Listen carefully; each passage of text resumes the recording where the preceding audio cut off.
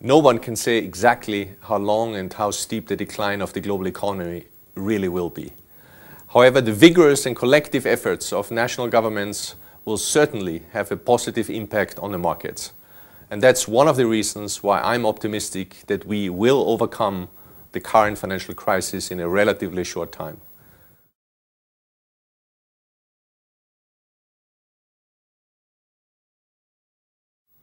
First, the root cause of the current financial crisis is not market capitalism.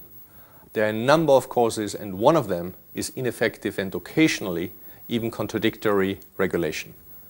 It is now beyond dispute that financial markets require more effective global regulation in certain areas.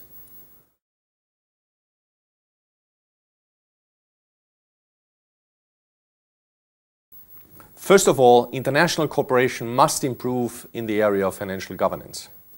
Without trans-border collaboration among national regulatory bodies, we will not be able to regulate international financial markets effectively. The World Bank or the IMF could play a central role in this respect.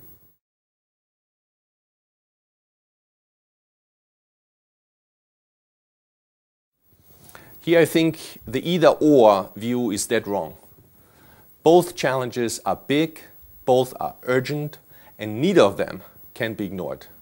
There's just one major difference. Even the greatest pessimists expect the current financial crisis to be overcome in a couple of years, where the consequences of the climate change will be with us for centuries.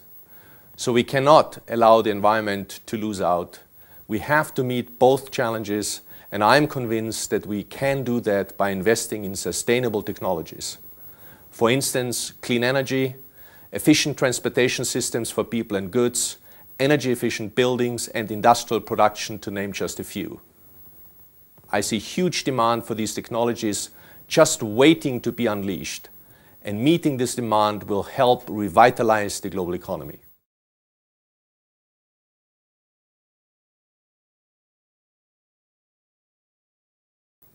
There's a kind of irrational anti-globalization reflex to the financial crisis. I believe we need more globalization rather than less. And this certainly applies to innovation.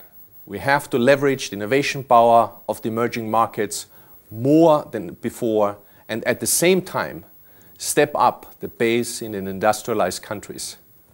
If there ever was a market for innovative and sustainable technological solutions, it is now.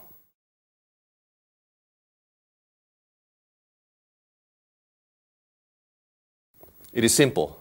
Know your business, know the risks involved, and be transparent in your goals, structures, and processes. If you meet these three prerequisites, stakeholders know exactly what to expect. And this also has an inward effect. It forces your organization to operate in a sustainable and responsible way. If you do this consistently, then you can restore confidence and trust.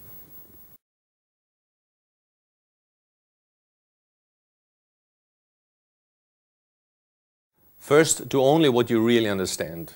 And second, be human. With understanding, you act with foresight and circumspection.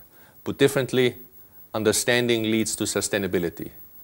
And being human means acting in an ethical and responsible way everywhere and always.